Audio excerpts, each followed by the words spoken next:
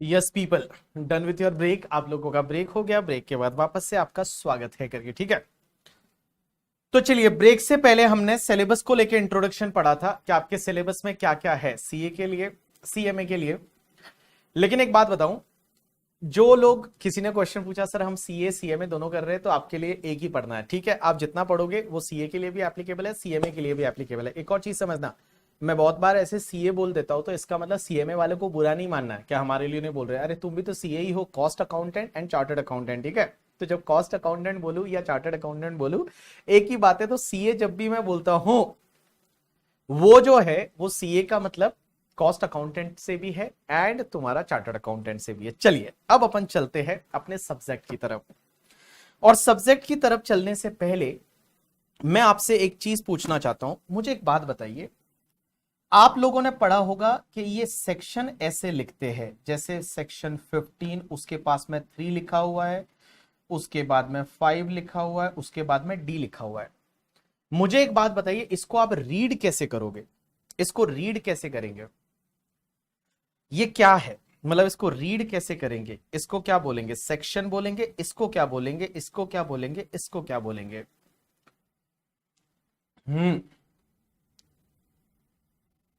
क्या बोलेंगे इसको? सेक्शन के बाद में जो पास में लिखा हुआ है उसको क्या बोलेंगे? इसको रीड कैसे करेंगे? किसी को फोन पे बताना है कि भाई लिख सेक्शन 15। चलिए, तो जैसा कि सब लोगों ने बोला, किसी ने बोला ये सेक्शन है, ये सब सेक्शन है, ये क्लॉज है और ये सब क्लॉज है। सही है? Answer is yes. तो जो सबसे पहले लिखा होता है इसको बोला जाता है सेक्शन, इसको बोला जाता है सब सेक्शन, इसको बोला जाता है क्लॉज और इसको बोला जाता है सब क्लॉज करके, ठीक है। Section, sub section, clause and sub clause, section, sub section, clause and sub clause करके, ठीक है। Section, sub section, clause and sub clause. अब एक चीज समझना, हर सेक्शन को ऐसे ही रीड किया जाता है, पहला सेक्शन, उसके साथ में लिखा होगा उसको सब सेक्शन, उसके बाद क्लॉज और सब क्लॉज। तो section 15, sub section 3, clause 5, sub clause D. लेकिन एक चीज ध्यान रखना, अगर मान लो ये लिखा हुआ है 211, इसको क्या पढ़ा जाएगा? सेक्शन 2, क्लॉज 11 या सब सेक्शन 11? सेक्शन 2, क्लॉज 11 या सब क्लॉज, क्लॉज 11 या sub section 11?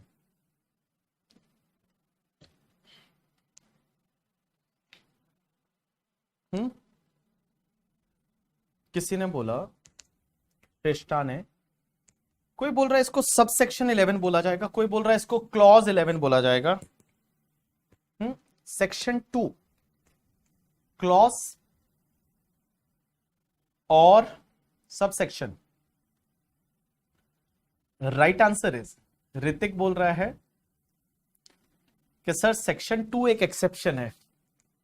Right answer is, section 2 है, जैसे सेक्शन 224 है, सेक्शन 247 है, सेक्शन 2 के बाद मान लो 28 है, इन सबको क्या बोला जाता है पता है? इनको बोला जाता है क्लॉज। यहां पे 211, 224, 247, 228, इसको क्लॉज बोला जाएगा। तो आप मुझे बोलोगे कि कब हमको सेक्शन बोलना है और कब हमको क्लॉज बोलना है, तो एक चीज आप ऐसे याद रखो। देखो, अगर मान लो कोई चीज है, जैसे मान लो यहां पे सेक्शन 15 दे रखा है, उसके बाद 1 दे रखा है, 2 दे रखा है, 3 दे रखा है, 4 दे रखा है, और ये आपस में एक दूसरे से अगर इंटरलिंक है, ये एक दूसरे से इंटरलिंक है, means there is a section 15(1), उसके बाद 15(2), 15(3), 15(4), ये एक दूसरे से इंटरलिंक है, तो इनको बोला जाता है सब सेक्शन। बट अगर मान लो यहां पे कोई भी एक लिस्ट है जिसका एक दूसरे से कोई भी इंटरलिंकेज नहीं है, एक दूसरे से कोई भी इंटरलिंकेज नहीं है, उसको बोला जाता है क्लॉज। तो एक बात बताओ, सेक्शन 211 है, एक डेफिनेशन दे रखी है करके, ठीक है। उसके बाद 224 डेफिनेशन दे रखी है इनकम की, 247 डेफिनेशन दे रखी है ट्रांसफर की। ये अलग अलग डेफिनेशन दे रखी है जिनका यहां पे एक दूसरे से कोई लिंकेज नहीं है। There is no connection between definition, एक डेफिनेशन का दूसरी डेफिनेशन से कहीं पे भी कोई भी कनेक्शन नहीं है, तो यहां पे आप इसको बोलोगे क्लॉज। लेकिन जब अगर मान लो एक दूसरे का इंटरलिंक है, 15.1 का 15.2 से इंटरलिंक है, 15.3 से इंटरलिंक है, 15.4 का इंटरलिंक है करके, ठीक है, तो यहां पे बोला जाता है सबसेक्शन। अब आप बोलोगे सर हमको कैसे याद रहेगा करके, ठीक है, इनकम टैक्स में कहां सबसेक्शन है कहां क्लॉज है। देखो कहीं लिखने की जरूरत नहीं है, कहीं लिखने की जरूरत नहीं है, लेकिन एक चीज ध्यान रखना करके, आप ध्यान रखना हमारे इनकम टैक्स में एक तो सेक्शन 2 है, एक सेक्शन 10 है और एक सेक्शन 47 है। ये तीन जगह आपको जो भी साथ में लिखा होगा उसको हम क्लॉज बोलेंगे। इन तीन सेक्शन में इसके साथ में जो भी लिखा होगा that will be known as the clause. तो जैसे मान लो 211 है करके, ठीक है, उसको अपन क्लॉज बोलेंगे करके, ठीक है। उसके बाद में सेक्शन 10 है। अब एक बात बताओ, सेक्शन 10 जैसे मान लो आपने पढ़ा होगा ग्रेच्युटी एग्जेम्प्ट होती है, तो 10 में ग्रेच्युटी एग्जेम्प्ट होती है, 10 ए में पेंशन एग्जेम्प्ट होती है, 10 डबल ए में आपने इंटर में पढ़ा होगा कि लाइक लीव सैलरी एग्जेम्प्ट होती है, लीव सैलरी एग्जेम्प्ट होती है, 10 डी में लाइफ इंश्योरेंस पॉलिसी का मैच्योरिटी अमाउंट है वो एग्जेम्प्ट होता है। तो एक लिस्ट दे रखी है कि ये इनकम एग्जेम्प्ट है, इसका एक दूसरे से कोई लिंकेज नहीं है, तो 10 में भी क्लॉज बोला जाएगा, और सेक्शन 47 के साथ में जो दे रखा है उसको भी क्लॉज बोला जाएगा। तो आप इतना एक बेसिक ध्यान रखना कि सेक्शन 2 है, सेक्शन 10 है एंड सेक्शन 47 है। ये तीन जगह ऐसी है जहां पे आपको क्लॉज बोलना है, बाकी जितनी भी सेक्शंस रहेगी उसके साथ में जो भी लिखा होगा वो आपको सब सेक्शन बोलना है। क्या हमको ये सब लिखने की जरूरत है? नहीं, आपको ये अभी कुछ भी लिखने की जरूरत नहीं है। चलिए, तो ये तो बात हो गई सेक्शन, सब सेक्शन और क्लॉज की करके, ठीक है। चलिए अब अपन आगे बढ़ते हैं। मुझे एक बात बताइए आप लोग, सर इनकम टैक्स जो है वो गवर्नमेंट टैक्स क्यों लेती है? चलो मुझे आप कुछ लोग बताइए फटाफट, गवर्नमेंट टैक्स क्यों लेती है? गवर्नमेंट टैक्स क्यों लेती है? What is the reason why government charge the taxes? IT act में कितने सेक्शन होते हैं? 298 आई थिंक, 298, बट उसके बहुत सारे वो पार्ट है, तो ऐसा मिला कि 600 के करीब सेक्शन होते हैं, बट अगर आप सीक्वेंस वाइज देखोगे तो there is 298 section. Section total 298 number wise है, बट उसमें बहुत सारे हैं। जैसे आप देखोगे 35, तो 35 है, 35A है, 35 लाइक क्या बोलते हैं 35D है, 35DD है, 35DD, बहुत सारे, मतलब 35 की सीरीज में ही आपको 10-15 तो मिल जाएंगे। चलिए, गवर्नमेंट टैक्स क्यों लेती है? तो गवर्नमेंट टैक्स क्यों लेती है, इसमें मेरे पास आंसर आए बच्चों के, और बच्चे बोलते हैं गवर्नमेंट टैक्स क्यों लेती है? देश चलाने के लिए, to run the country, to provide service to us, government charge the taxes. To military के लिए, इंफ्रास्ट्रक्चर के लिए, ये मेन सोर्स ऑफ रेवेन्यू है गवर्नमेंट का, इसलिए गवर्नमेंट टैक्स लेती है, ऐसा बच्चे बोल रहे हैं।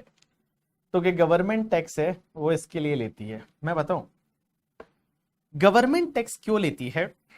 जैसा आप लोगों ने बोला, to run country, miss India को रन करने के लिए, तो टू रन इंडिया, इंडिया को रन करने के लिए, डेवलप करने के लिए, स्मूथली चलाने के लिए गवर्नमेंट टैक्स लेती है। एक बात बताऊं, आपने क्या किया, अपनी गवर्नमेंट को एक रेस्पॉन्सिबिलिटी दे रखी है, और वो रेस्पॉन्सिबिलिटी ये दे रखी है कि आपको इंडिया को रन करना है, इंडिया को आगे लेके जाना है, इंडिया को डेवलप करना है। ये तो अच्छा हुआ किसी ने ये नहीं बोला कि गवर्नमेंट टैक्स क्यों लेती है, क्योंकि जिससे कि इनकम टैक्स का सीए फाइनल में पेपर डाला जा सके।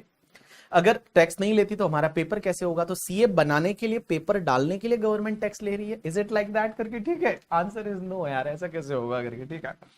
तो गवर्नमेंट को आपने एक रेस्पॉन्सिबिलिटी दे रखी है, और रेस्पॉन्सिबिलिटी दे रखी है कि भैया इंडिया को रन करना है, डेवलप करना है, उसके लिए क्या चीजों की जरूरत पड़ती है। तो एक बात बताओ, अगर आप किसी को कोई रेस्पॉन्सिबिलिटी देते हो ना कि इंडिया को रन करना है, आगे लेके जाना है, तो गवर्नमेंट को दो चीजों की जरूरत होती है। एक तो चाहिए उनको पावर, और दूसरा उनको चाहिए पैसा। One is the power and one is the पैसा, मतलब मनी। अगर आप कोई रेस्पॉन्सिबिलिटी देते हो किसी को कि चलो आपको ये करना है, तो दो चीजें चाहिए, one is the power and one is the पैसा। अब एक बात बताओ, गवर्नमेंट को पावर कहां पे दे रखी है? तो जितनी भी पावर है ना वो गवर्नमेंट को दे रखी है कॉन्स्टिट्यूशन ऑफ इंडिया में। अगर आप देखेंगे कॉन्स्टिट्यूशन ऑफ इंडिया, और कॉन्स्टिट्यूशन इंडिया ऑफ इंडिया में गवर्नमेंट को पावर दे रखी है कि गवर्नमेंट जो चाहे जैसे चाहे वो डिसीजन ले सकते हैं, जो कॉन्स्टिट्यूशन में उनको पावर दे रखी है लॉ बनाने की पावर, कि कौन से लॉ बना सकते हैं, कैसे बना सकते हैं। आपने ऐसा सुना होगा कि कॉन्स्टिट्यूशन ऑफ इंडिया के आर्टिकल 246 जो 7 शेड्यूल का है, 7 शेड्यूल का आर्टिकल नंबर 246 जो है, वो 246 के 7 शेड्यूल में आपको याद रहेगा थोड़ा बहुत, तो 3 लिस्ट दे रखी है कि इन इन मैटर्स पे गवर्नमेंट लॉ बना सकती है। उसमें आपको पता रहेगा, एक होती है यूनियन लिस्ट करके, एक होती है तुम्हारी स्टेट लिस्ट, और एक होती है तुम्हारी कॉन्करेंट लिस्ट। एक यूनियन लिस्ट, एक स्टेट लिस्ट और एक कॉन्करेंट लिस्ट। यूनियन लिस्ट में जो भी मैटर दे रखे हैं उस पे लॉ बनाने की पावर किसके पास में है? सेंट्रल गवर्नमेंट के पास है, आज की डेट में मोदी सरकार के पास में है। स्टेट लिस्ट में जो भी मैटर दे रखे हैं उस पे लॉ बनाने की पावर किसके पास में? स्टेट गवर्नमेंट के पास में है। और कॉन्करेंट लिस्ट ऐसी है जिसमें दोनों ही लोग है वो लॉ बना सकते हैं, that is the concurrent list. तो देखो, कॉन्स्टिट्यूशन ऑफ इंडिया में पावर दे रखा है। अब आप मुझे बोलोगे कि सर एक बात बताओ, इनकम टैक्स लॉ कब बनाया, किसने बनाया, कैसे बनाया, ये पावर कहां दे रखी है? तो ये पावर कि आपकी इनकम पे टैक्स लेना, टैक्स ऑन इनकम, इनकम पे टैक्स लेने की पावर है, ये दे रखी है एंट्री नंबर 82 ऑफ आपका यूनियन लिस्ट। जो यूनियन लिस्ट है वो यूनियन लिस्ट का एक एंट्री नंबर 82 करके होता है, और 82 में ये पावर सेंट्रल गवर्नमेंट को दे रखी है कि सेंट्रल गवर्नमेंट चाहे तो इनकम पे टैक्स ले सकती है, बट यहां पे उन्होंने दे रखा है other than agriculture income. Agriculture income को आप छोड़ दीजिए, एग्रीकल्चर इनकम को आप छोड़ के और किसी भी इनकम पे टैक्स लेने के लिए लॉ बना सकती है कौन सी गवर्नमेंट? सेंट्रल गवर्नमेंट बना सकती है टैक्स ऑन इनकम पे law other than the agriculture income. आप एग्रीकल्चर इनकम को छोड़ के बाकी किसी भी इनकम पे टैक्स लेना है तो वो एंट्री नंबर 82 यूनियन लिस्ट की पावर देती है हमारी सेंट्रल गवर्नमेंट को कि सेंट्रल गवर्नमेंट है वो लॉ बना सकती है। अब आप मुझे बोलेंगे कि क्या सर इंडिया में एग्रीकल्चर इनकम पे टैक्स नहीं लगता? राइट आंसर इज नहीं लगता। इंडिया में एग्रीकल्चर इनकम सर कितना भी कमाए टैक्स नहीं लगता? आंसर इज नहीं लगता। सर हमने एग्रीकल्चर से मान लो 10 करोड़ कमा लिया तो भी टैक्स नहीं लगता? आंसर इज नहीं लगता। आंसर इज नहीं लगता। एक बात बताओ, आप कितना भी एग्रीकल्चर इनकम कमाइए आपको कुछ भी टैक्स नहीं लगता, आपको 1 रुपया टैक्स पे करने की जरूरत नहीं है, क्योंकि एग्रीकल्चर इनकम पे सेंट्रल गवर्नमेंट है वो टैक्स नहीं ले सकती। लेकिन क्या एग्रीकल्चर इनकम पे हमारी स्टेट गवर्नमेंट टैक्स ले सकती है? Answer is yes. अगर तुम्हारी स्टेट गवर्नमेंट चाहे तो टैक्स ले सकती है, क्योंकि जो स्टेट लिस्ट है उसमें एक एंट्री नंबर 46 होता है। स्टेट लिस्ट है वो स्टेट लिस्ट में एक एंट्री नंबर 46 होता है, और 46 जो एंट्री नंबर है उसमें स्टेट गवर्नमेंट चाहे तो एग्रीकल्चर इनकम पे टैक्स ले सकती है, बट बेटा सेंट्रल गवर्नमेंट एग्रीकल्चर इनकम पे कोई भी टैक्स नहीं ले सकती। अब आप मेरी अगर राय पूछेंगे और मुझे पूछेंगे कि सर आप बताइए एग्रीकल्चर इनकम पे टैक्स लगना चाहिए या नहीं, आपकी क्या राय है? आप क्या चाहते हो कि एग्रीकल्चर इनकम पे टैक्स लगना चाहिए या नहीं लगना चाहिए? चलो पहले आप बता दो, आप लोग बताओ कि व्हाट यू फील कि एग्रीकल्चर इनकम पे टैक्स लगना चाहिए या नहीं लगना चाहिए। आज की डेट में एग्रीकल्चर इनकम पे कोई टैक्स नहीं लगता। बहुत सारे लोग वो पार्शियल इंटीग्रेशन की बात कर रहे हैं कि हम टैक्स कैलकुलेट, अरे वो सिर्फ स्लैब रेट बढ़ता है उस पर टैक्स नहीं लगता करके, स्लैब रेट की वजह से इनडायरेक्ट कोई टैक्स आता है, but that is not agriculture income पे टैक्स नहीं लग सकता। आप बताइए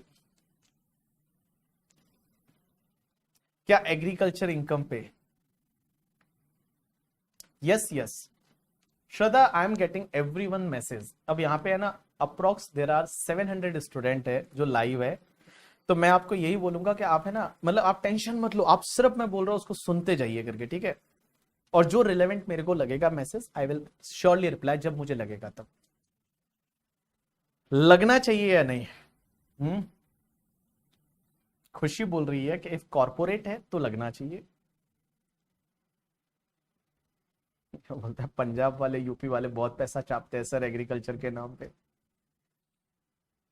यस, सो एग्रीकल्चर इनकम पे टैक्स लगना चाहिए या नहीं, अगर आप मेरी राय बोलोगे तो answer is yes, agriculture income पे अगर मैं फाइनेंस मिनिस्टर बना कभी तो I will charge tax on agriculture income. मैं ये नहीं बोलता कि हर किसान से आप टैक्स ले लो करके, ठीक है, आप हर छोटे छोटे किसान से टैक्स ले लो, बट एटलीस्ट आप कुछ लिमिट तो रखो, आप कुछ लिमिट तो रखो करके, ठीक है। मैं ये बोल रहा हूं कि गरीब किसान से मत लो, जो 50 लाख से ज्यादा इनकम कमा रहा है एग्रीकल्चर का, एटलीस्ट उससे तो आप टैक्स लो, आप उससे तो टैक्स लो जो 50 लाख से ज्यादा कमा रहा है एग्रीकल्चर से। बिकॉज आज की डेट में क्या हो रहा है ना, एक सैलरी एम्प्लॉय है जो बेचारा 10 लाख रुपया कमाता है, उससे आप पूरा टैक्स लेते हो। जो 10 लाख रुपया कमाता है, 10 lakh if he is earning, he used to pay the tax. And if any farmer, और वो एक्चुअल फार्मर बहुत बार तो होते भी नहीं है, सिर्फ एग्रीकल्चर लैंड आपके नाम पे है, आप वहां एग्रीकल्चर एक्टिविटी बताते हो और आप कितनी करोड़ों रुपए कमा लो, उस पर कोई भी टैक्स नहीं। आप देखोगे पंजाब हरियाणा बहुत सारे वहां पे बहुत संपन्न किसान भी है करके, ठीक है, संपन्न किसान मतलब जो करोड़ों रुपए कमा रहे हैं, they are earning crore of rupees and they are not paying the single rupees of the tax, because agriculture income पे टैक्स नहीं है। And a salary class people, he is earning obviously more than 7 lakh rupees, then also he used to pay the tax, उसको अपना tax पे करना पड़ेगा। तो मेरे को ये लगता है, अगर मान लो मैं हूं तो मैं तो बोलूंगा कि यस 50 लाख का आप लिमिट दे दो ना। If any person is earning 50 lakh, don't charge any tax. कोई किसान 50 लाख रुपया कमा रहा है, उसको कोई टैक्स मत चार्ज करो, but at least if anyone is earning more than 50 lakh rupees, तब तो आप उस पर टैक्स चार्ज करो। Otherwise what people are doing, you know that in the today's day people are converting black into white through the agriculture income. Agriculture income से black and white convert करना is very easy, और ये हो रहा है market में। आप देखोगे लोगों के बिलों के धंधे चल रहे हैं एग्रीकल्चर इनकम के। कैसे, मैं एक एग्जांपल लेता हूं। आपने अभी सुना होगा शाहरुख खान की बेटी भी किसान बन गई। शाहरुख खान की बेटी जो है उसने कुछ मान लो एग्रीकल्चर लैंड खरीदी है उसके खुद के नाम पे करके, ठीक है। वैसे का वैसे आप देखोगे अमिताभ बच्चन तो बहुत बड़ा किसान है करके, ठीक है, यूपी में उसने बड़े बड़े खेत खरीद रखे हैं। आप देखोगे जितने पॉलिटिशियन है सभी फार्मर है, सबके नाम पे एग्रीकल्चर लैंड है। अब होता क्या है, उससे बहुत ईजी है ब्लैक एंड व्हाइट कन्वर्ट करना एग्रीकल्चर इनकम से। कैसे, जैसे मैं एक एग्जांपल लेता हूं, मेरे नाम पे मान लो 10 एकड़ जमीन है, मैंने मेरे नाम पे 10 एकड़ जमीन ली। अब वो जमीन मैंने 10 एकड़ ले ली करके, ठीक है, और 10 एकड़ जमीन लेने के बाद मैं क्या करता हूं, मेरे पास में मान लो ब्लैक मनी है। अब मेरे पास में 20 लाख रुपया ब्लैक मनी है, मैं क्या करता हूं, वो ब्लैक का पैसा जो है मैं किसी को दे देता हूं, जो ये मार्केट में जो ट्रेडर वगैरह होते हैं, मार्केट में जो ट्रेडर होते हैं, जो मंडी में वगैरह काम करते हैं, जो एग्रीकल्चर प्रोड्यूस डीलर होते हैं, जो खरीदते बेचते हैं, उनको मैं जाके कैश दे देता हूं और उनको बोलता हूं आप मुझे बैंक में दे दीजिए और आप मुझे बिल दे दीजिए। आप मुझे बिल दे दीजिए कि मैंने आपको इतने का एग्रीकल्चर प्रोड्यूस बेचा है करके, ठीक है, आप मुझे बिल दे दीजिए। तो वो मुझे बिल दे देता है करके, ठीक है, और साथ में मुझे बैंक में पैसा दे देता है, मैं उसको कैश में दे देता हूं, मेरे बैंक में पैसा आ जाता है। आईटीआर में मैं बता देता हूं कि एग्रीकल्चर इनकम है, ये रहा बिल करके, मैंने एग्रीकल्चर प्रोड्यूस बेचा था और ये पैसा व्हाइट हो गया। ये पैसा जो है वो व्हाइट हो गया, ये पैसा जो है वो व्हाइट हो गया करके, ठीक है। और भैया ब्लैक, और आप कितने में होता है, अगर आप मार्केट में कमीशन वगैरह ये देखोगे, ऐसे जो लोग काम करते हैं 2-3% आप दे दो उनको, और 2-3% से कैश से चेक करके दे देंगे, आपके पास में व्हाइट पैसा आ गया, आपके पास एग्रीकल्चर लैंड होनी चाहिए आपके नाम पे, पैसा आपके बैंक में आ गया, आपने एक भी रुपया टैक्स पे नहीं किया और आपकी इनकम जो है वो व्हाइट हो गई। So people are doing that type of practice since agriculture income is not taxable at all. So agriculture income मैं मानता हूं टैक्सेबल होनी चाहिए, एग्रीकल्चर इनकम पे टैक्स लेना चाहिए करके, ठीक है। बट भैया आज की डेट में एग्रीकल्चर इनकम पे टैक्स नहीं लगता। अब एक और बताओ, एक इंटरेस्टिंग केस आया। इंटरेस्टिंग केस क्या हुआ पता है, मैंने ऐसा पढ़ा था एज वेल एज मैंने न्यूज़पेपर में भी पढ़ा था। आप अगर सर्च करोगे तो इसके बारे में और ज्यादा आप समझ पाओगे करके, ठीक है। हाँ, अब एक बात बताओ, लाइक क्या होता है ना, एक ऐसे ही किया एक बंदे ने, उसके नाम पे एग्रीकल्चर लैंड थी, और एग्रीकल्चर लैंड जो है स्पर्श एग्रीकल्चर लैंड थी, स्पर्श इधर देख, हाँ एग्रीकल्चर लैंड थी। उसने क्या किया, ऐसे ही बिल ले लिए, मान लो उसने 50 लाख के बिल ले लिए, 50 लाख बैंक में पैसा ले लिया करके, ठीक है, और भैया उसके बाद में उसने उसको एग्रीकल्चर इनकम बता दिया। असेसमेंट हुआ, और असेसमेंट जब हुआ तो उसको पूछा गया कि तूने ये 50 लाख का एग्रीकल्चर प्रोड्यूस है ये बेचा, तो बोला हाँ। बोला कहां पे ये ग्रो किया था, उसने बोला मेरे खेत में, क्योंकि उसके नाम पे एग्रीकल्चर लैंड थी उसके नाम पे, तो उसने बोला मेरा एग्रीकल्चर लैंड है वहां पे ये ग्रो हुआ था और उसको मैंने बेचा, ये रहा बिल और ये रहा पैसा और ये एग्रीकल्चर इनकम है। तो उसने क्या किया बताया तुमको, जो असेसिंग ऑफिसर है इनकम टैक्स डिपार्टमेंट ने पूछा उसको कि कौन से पीरियड में आपने ये एग्रीकल्चर प्रोड्यूस वहां पे लैंड पे ग्रो किया था बताओ मुझे। तो उसने बताया कि इस पीरियड से लेके इस पीरियड तक ये एग्रीकल्चर प्रोड्यूस है वो ग्रो हुआ था मेरे खेत में और वही मैंने बेचा। इनकम टैक्स डिपार्टमेंट ने क्या किया पता, सैटेलाइट से फोटोज मंगा ली और सैटेलाइट से फोटो मंगवाई उस पर्टिकुलर पीरियड में उस पर्टिकुलर खेत की, क्या उस खेत में सच में एग्रीकल्चर प्रोड्यूस हुआ है या नहीं। और सैटेलाइट फोटो में पता चला कि वहां तो बंजर भूमि है, कुछ एग्रीकल्चर प्रोड्यूस हुआ ही नहीं है करके, ठीक है। और ऐसा करके और फिर उस एग्रीकल्चर इनकम को हटाया गया, उस पर पेनल्टी लगाई गई एंड ऑल। तो मैं बता दूं, सावधान रहे, सतर्क रहे करके, ठीक है। आजकल इनकम टैक्स डिपार्टमेंट है वो भी इतना मतलब टेक्नोलॉजी फ्रेंडली हो गया है कि वो ऐसा भी कर सकते हैं कि सैटेलाइट फोटोज मंगा ले आपके खेत की, क्या आपके खेत में सच में एग्रीकल्चर प्रोड्यूस है, वो हुआ था या नहीं हुआ था, और भैया आपने जो एग्रीकल्चर इनकम बताई है उसको हटा सकते हैं। बट आज भी बेटा, वो तो एक केस के बारे में मैं बात कर रहा हूं, आज भी ऐसे लाखों केस है, ऐसे हजारों केस है करके, ठीक है, जिसमें यही वाली चीज हो रही है कि एग्रीकल्चर इनकम आप डमी बता दो करके, आप पैसे को वाइट कर लो, किसी से बिल ले लो, और वैसी चीजें है वो मार्केट में चल रही है। As per my opinion there should be a tax on agriculture income करके, ठीक है। चलिए, किसी ने बोला कि सर स्टेट गवर्नमेंट तो ले सकती है एग्रीकल्चर इनकम पे टैक्स करके, ठीक है, स्टेट गवर्नमेंट ले सकती है, स्टेट गवर्नमेंट क्यों नहीं लेती। देखो उसके दो रीजन हो सकते हैं। पहली चीज तो ये कि हम चाहते हैं कि किसानों को बेनिफिट दे, एग्रीकल्चर इनकम पे टैक्स ना ले। और दूसरी चीज ये है ना, it is a political reason also. अगर मान लो आज की डेट में अगर मोदी जी भी ये स्टेप ले ले कि किसानों पे एग्रीकल्चर इनकम पे टैक्स लगाए, इलेक्शन हार जाएंगे।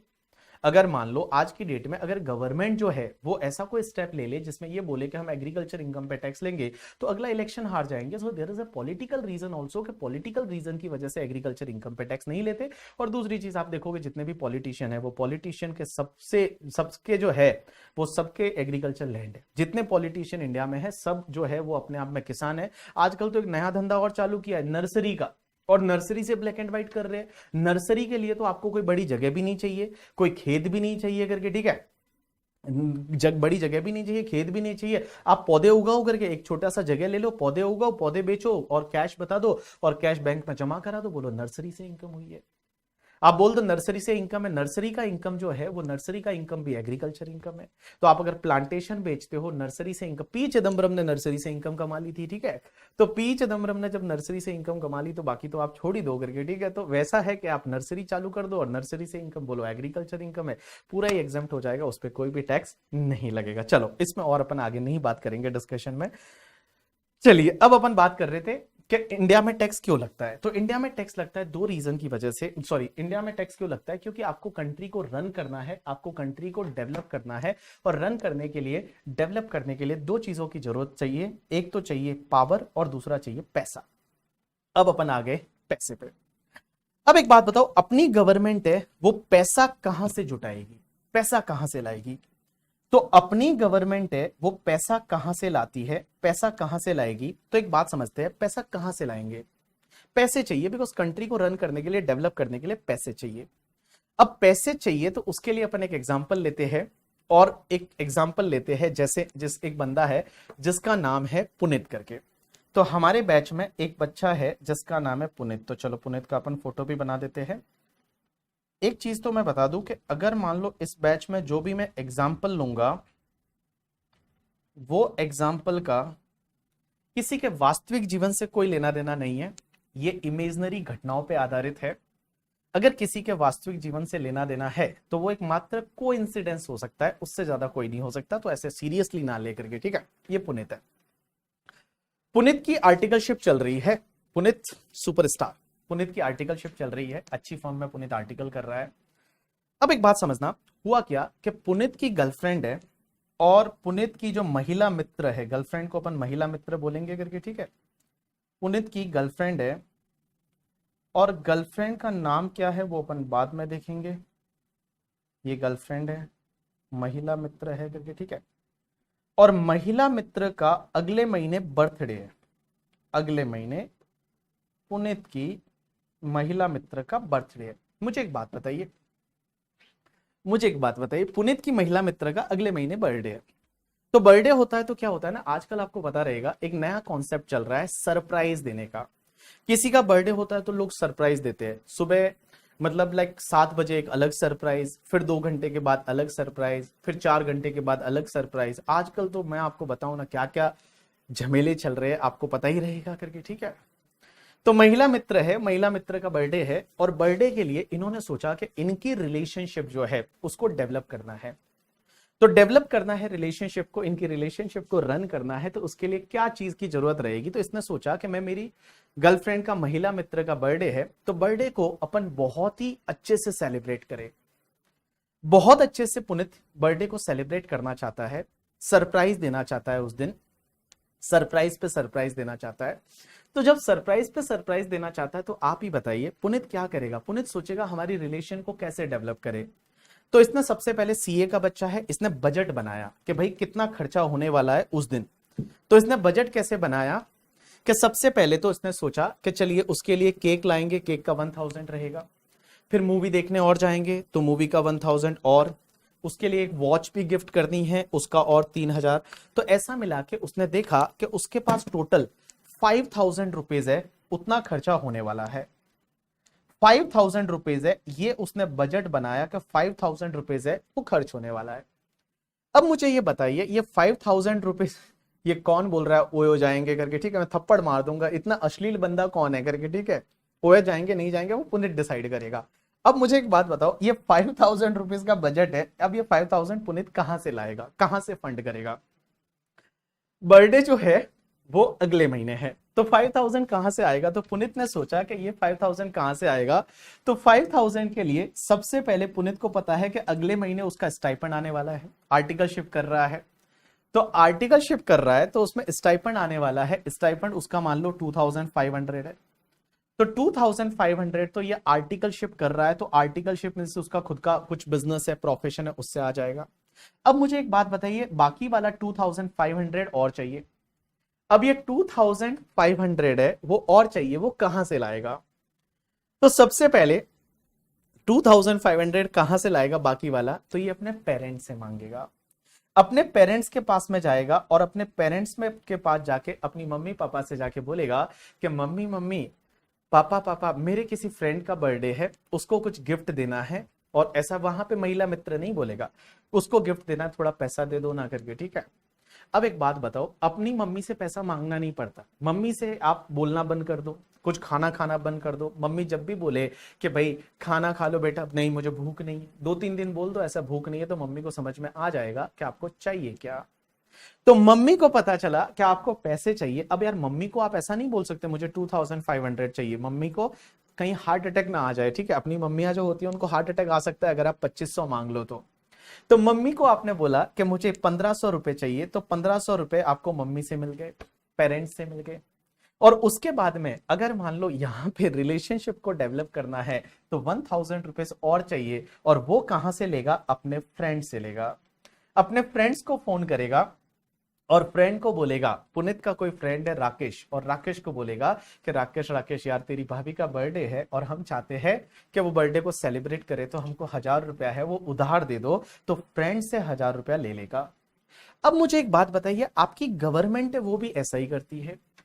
गवर्नमेंट पैसा जो है वो कहां से लाएगी। तो गवर्नमेंट पैसा कहां से लाती है, तो सबसे पहले गवर्नमेंट का पैसे का जो सोर्स होता है वो गवर्नमेंट के खुद के बिजनेसेस होते हैं। आपने देखा होगा गवर्नमेंट बिजनेस करती है, आप बोलोगे गवर्नमेंट बिजनेस करती है, answer is yes, government business करती है। गवर्नमेंट बिजनेस करती है और बिजनेस से गवर्नमेंट है वो काफी पैसा जुटाती है। गवर्नमेंट भी आर्टिकलशिप करती है। कहां कहां पे गवर्नमेंट की आर्टिकलशिप है, तो आपने सुना होगा बहुत सारे गवर्नमेंट के बिजनेस है, जैसे आपने देखा होगा कि like BPCL, Bharat petroleum, BPCL है, उसके बाद में ओएनजीसी है, उसके बाद इंडियन रेलवे है, उसके बाद एलआईसी है। ये बहुत सारे ऐसे बिजनेस है जिसमें गवर्नमेंट का होल्डिंग है, गवर्नमेंट का होल्डिंग है, गवर्नमेंट इनसे पैसे कमाती है। सबसे पहले जो फंड करती है वो बिजनेस से पैसे लेती है। लेकिन जो गवर्नमेंट की नीड है वो बिजनेस से भी खत्म नहीं होती, तो गवर्नमेंट क्या करती है, अपने पेरेंट्स से पैसा मांगती है। और आप ही बताइए गवर्नमेंट के पेरेंट्स कौन है, आप है। और आपसे पैसा लेती है in the form of the taxes, वो टैक्सेस के फॉर्म में लेती है। और टैक्सेस दो तरीके के होते हैं, one is the direct tax and one is the indirect tax. One is the direct tax, one is the indirect tax. और अगर पेरेंट से जो टैक्सेस लेते हैं, टैक्सेस से भी अगर गवर्नमेंट का पेट नहीं भरता है, मींस उनकी जो नीड नहीं कंप्लीट होती, तो वो क्या करते हैं, फिर आपने सुना होगा वो लोन लेते हैं। जैसे वर्ल्ड बैंक से लोन लिया, आईएमएफ से लोन ले लिया, आपने ये सुना होगा, तो फिर वो अपने फ्रेंड से लोन लेते हैं, किसी और कंट्री से लोन लेते हैं, और वो लोन लेके और फिर जो है वो नीड है वो कंप्लीट करते हैं और गवर्नमेंट को रन करते हैं करके। ठीक है, चलिए अब अपन बात कर रहे हैं टैक्सेस की। अब अपन आ गए टैक्सेस पे। तो एक बात बताओ, टैक्सेस दो तरह के होते हैं, डायरेक्ट टैक्स, इनडायरेक्ट टैक्स। अब इसके बारे में मैं आपको और ज्यादा नहीं बताऊंगा, डायरेक्ट टैक्स में क्या डिफरेंस है, इनडायरेक्ट टैक्स में क्या डिफरेंस है करके। ठीक है, ये आपने पहले कहीं ना कहीं पढ़ रखा है। अब अपन चलेंगे सीधे डायरेक्ट टैक्स पे। अब मुझे एक बात बताओ, डायरेक्ट टैक्स को सीखने के लिए हम पहली चीज तो हम सीख रहे हैं डायरेक्ट टैक्स लॉ। और डायरेक्ट टैक्स को सीखने के लिए आपको किन किन चीजों का नॉलेज होना चाहिए? एक तो आपको नॉलेज होना चाहिए इनकम टैक्स एक्ट 1961 का। उसके बाद आपको नॉलेज होना चाहिए इनकम टैक्स रूल्स 1962 का। और उसके साथ में आपको नॉलेज होना चाहिए फाइनेंस एक्ट 2023 का। ये तीन चीजों का नॉलेज होना चाहिए। और उसके साथ साथ में कुछ सर्कुलर, नोटिफिकेशन, केस लॉज, वो तो है ही है। लेकिन सर एक बात बताइए, ये income tax act 1961, income tax rules 1962, ये क्या है? तो देखिए, income tax act 1961 is basically a captain of this law. ये कैप्टन है, इसमें सब प्रोविजन लिखे हुए हैं, इसमें सब प्रोविजन लिखे हुए हैं करके। ठीक है, इनकम टैक्स एक्ट में कि भैया पर्सन कौन है, टैक्स किसको लगेगा, इनकम जो है वो कैसी है, कौन कौन सी इनकम पे टैक्स लगेगा, असेसमेंट कैसे होगा, वो सब इनकम टैक्स एक्ट में लिखा हुआ है। एक चीज और ध्यान रखना करके, ठीक है, कभी भी लिखते टाइम आप एक्ट में ए हमेशा कैपिटल लिखेंगे। कभी भी आप ये वाला एक्ट नहीं लिखेंगे। अगर आप ये वाला, दूसरा वाला, ये वाला एक्ट लिखते हैं ना, तो इसमें फिर वो शाहरुख खान वाला एक्ट हो जाएगा। वो वाला एक्ट है वो शाहरुख खान वाला एक्ट हो जाएगा। आप कभी भी वो वाला एक्ट ऐसे ए छोटा नहीं लिखेंगे। जब भी कहीं पे भी आप लिखेंगे, वो एक्ट में ए जो है वो हमेशा आपको कैपिटल लिखना है। और बेटा सी ने एंड टी है वो आप स्मॉल लिख सकते हैं। अब एक बात बताओ, फिर ये इनकम टैक्स रूल्स क्या है? तो देखो, इनकम टैक्स एक्ट जो होता है ना, उसको सपोर्ट करने के लिए इनकम टैक्स रूल्स बनाए जाते हैं। कैसे सपोर्ट करने के लिए? इनकम टैक्स एक्ट जो होता है उसको सपोर्ट करने के लिए इनकम टैक्स रूल्स बनाए जाते हैं। जैसे एग्जांपल के लिए, आपको पता है कंप्यूटर पे डेप्रीशिएशन की रेट क्या है? बोलो बोलो, कंप्यूटर पे डेप्रीशिएशन की रेट का क्या है? बताओ, कंप्यूटेशन पे डेप्रीशिएशन की रेट क्या है? बताओ, कंप्यूटर पे डेप्रीशिएशन की रेट क्या है? कंप्यूटर पे डेप्रीशिएशन की रेट क्या है?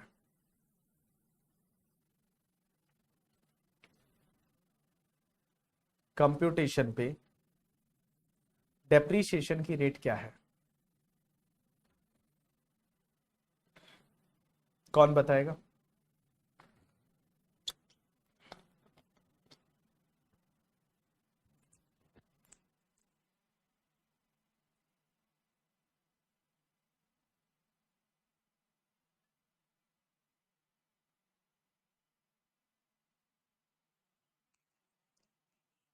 भाई साहब, कंप्यूटर पे डेप्रीशिएशन की रेट में मेरे को जो आंसर मिले ना, मेरे को लगता है कंप्यूटेशन नहीं, कंप्यूटर पे मैं बोल रहा हूं, कंप्यूटर पे। कंप्यूटर पे डेप्रीशिएशन की रेट क्या है? कोई बोलता है 40%, कोई बोलता है 15%। It's 40% in income tax. ये कहां दे रखा है? ये कहां पे दे रखा है कि कंप्यूटर पे डेप्रीशिएशन 40% से मिलेगा? Where it is written? कहां दे रखा है? चलो बताओ मुझे, ये कहां दे रखा है कि कंप्यूटर पे डेप्रीशिएशन की रेट है वो 40%? ये कहां दे रखा है? एनीवन बताइए, ये कहां दे रखा है कि कंप्यूटर पे डेप्रीशिएशन की रेट 40%? ये कहां दे रखा है? किसी ने बोला कि सर ये इनकम टैक्स एक्ट में दे रखा है, सेक्शन 32 में। सर ये इनकम टैक्स एक्ट में दे रखा है सेक्शन 32 में। हाँ, मैं आपको बता देता हूं इनकम टैक्स एक्ट आपके सामने खोल के। क्या इनकम टैक्स एक्ट में कहां दे रखा है ये डेप्रीशिएशन की रेट है वो 40% है? चलिए, ये इनकम टैक्स की वेबसाइट आ गई और ये इनकम टैक्स की वेबसाइट पे मैं गया। Income tax India gov.in, Modi ji भी यहाँ पे देखो कुछ भाषण दे रहे हैं। और इनकम टैक्स एक्ट में जाता हूं, इनकम टैक्स एक्ट 1961 और उसकी सेक्शन नंबर 32, लोगों ने बोला 32 में दे रखा, लो ये 32 पे आ गया। और सेक्शन 32 डेप्रीशिएशन से रिलेटेड है, बिल्कुल डेप्रीशिएशन से रिलेटेड है। यहां पे इन्होंने बोला हुआ है डेप्रीशिएशन इन असेट्स पे अलाउ होगा। इस पूरी सेक्शन में कहीं पे भी रेट नहीं दे रखा, कहीं पे भी रेट नहीं दे रखा करके, ठीक है। यहां पे कहीं पे भी रेट नहीं दे रखा कि भाई डेप्रीशिएशन की रेट 40% है, कहां दे रखा? इनकम टैक्स एक्ट में तो नहीं दे रखा। सेक्शन 32 मैंने आपको बता दी, ये सेक्शन 32 आपको दे रखी है, ये सेक्शन 32 आपके सामने है। कहां दे रखा है? यहां डेप्रीशिएशन की रेट 40% है। एक बात बताऊं, वो कहां दे रखा है? वो दे रखा है इनकम टैक्स रूल्स में। इनकम टैक्स रूल्स में दे रखा है, रूल नंबर 5 सब रूल नंबर 2 करके बहुत सारे लोग लिख रहे हैं, वो रूल्स में दे रखा है। आप बोलोगे एक्ट में तो क्या लिखा हुआ है पता है? एक्ट में लिखा हुआ है एज मे बी प्रिस्क्राइब्ड। उसमें लिखा हुआ है कि depreciation is allowed at a rate may be prescribed, और वो प्रिस्क्राइब्ड कहां करते हैं? वो रूल्स में देते हैं। एक बात बताओ, वो रूल्स में करते हैं, देते हैं करके, ठीक है, रूल्स में देते हैं। जैसे मान लो यहां पे देखिए क्या लिखा हुआ है कि डेप्रीशिएशन बिल्डिंग पे मिलेगा, machinery, plant, furniture, tangible asset, intangible asset पे मिलेगा करके, ठीक है। और यहां पे क्या दे रखा है? In the case of any block of asset such percentage on the written down value WDV as may be prescribed. Miss prescribe कर रखी है, और ये प्रिस्क्राइब कहां पे कर रखी है? 94 दे रखा है, और 94 पे जैसे ही मैं क्लिक करता हूं तो ये बताएगा कि हमने रूल्स में दे रखा है, और रूल्स में जाके जब आप देखोगे तो वहां पे दे रखी है डेप्रीशिएशन की रेट क्या है। तो देखिए इनकम टैक्स एक्ट है ना, उस इनकम टैक्स एक्ट में बेसिक लॉ के प्रोविजन है, और बहुत सारी चीजें हैं वो प्रिस्क्राइब कर रखी है रूल्स में। जैसे आपको पता रहेगा इनकम टैक्स रिटर्न, आप आईटीआर के बारे में बात करते हो कि आईटीआर 1 किसको फाइल करना है, आईटीआर 2 किसको फाइल करना है, आईटीआर 3, ये आईटीआर फॉर्म कहां दे रखे हैं? ये रूल्स में दे रखे हैं, ये एक्ट में नहीं दे रखा। एक्ट में इतना दे रखा है कि you have to file the income tax return in the form as may be prescribe. तो ये फॉर्म कहां प्रिस्क्राइब कर रखे होते हैं? ये रूल्स में कर रखे होते हैं, और रूल्स में दे रखा है कि आईटीआर 1 किसको फाइल करना है, आईटीआर 2 किसको फाइल करना है, आईटीआर 3 किसको फाइल करना है, 4 किसको फाइल करना है, वो सहज किसको फाइल करना है, सुगम किसको फाइल करना है, वो आपको रूल्स में दे रखे हैं। तो देखिए जो एक्ट होता है ना, उस एक्ट को सपोर्ट करने के लिए रूल्स बनाए जाते हैं। अब एक कॉन्सेप्ट आता है फाइनेंस एक्ट 2023। अब एक बात बताओ, ये इनकम टैक्स एक्ट जो है ये तो 1961 में बन गया था, 1961 में बन गया था इनकम टैक्स एक्ट, लेकिन इसमें कुछ अमेंडमेंट करना है। अगर इसको कहीं पे भी अमेंड करना है, कुछ भी इसमें अमेंडमेंट करना है, तो अमेंडमेंट किसके थ्रू होता है? हर साल फाइनेंस एक्ट के थ्रू होता है। हर साल एक फाइनेंस एक्ट आता है, और फाइनेंस एक्ट के थ्रू जो है वो अमेंडमेंट होते हैं। तो जितने भी अमेंडमेंट्स होते हैं ना इनकम टैक्स एक्ट में, वो किसके थ्रू होते हैं? फाइनेंस एक्ट के थ्रू होते हैं। अब आप बोलोगे सर ये फाइनेंस एक्ट 2023 क्यों बोल रहे हो आप? क्योंकि आपके एग्जाम के लिए फाइनेंस एक्ट 2023 इज एप्लीकेबल। अब आप बोलोगे ये फाइनेंस एक्ट कैसे बनता है?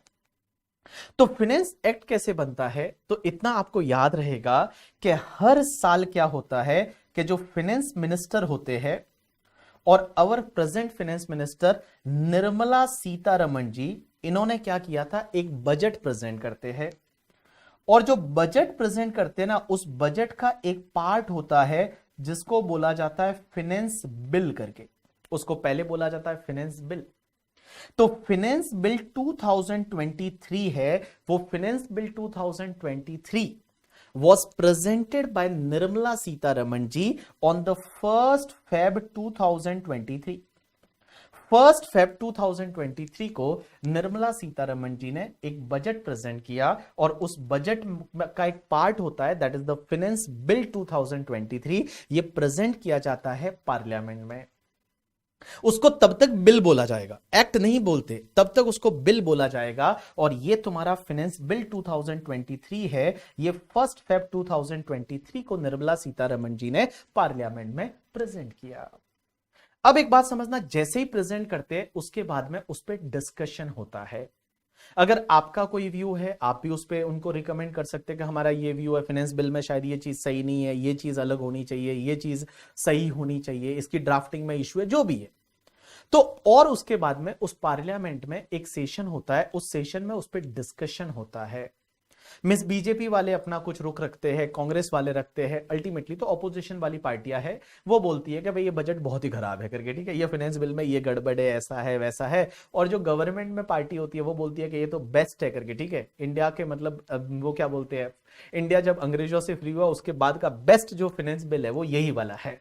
तो उस पर डिस्कशन होता है और डिस्कशन होने के बाद ये जो फाइनेंस बिल है ये दोनों हाउसेस से पास किया जाता है।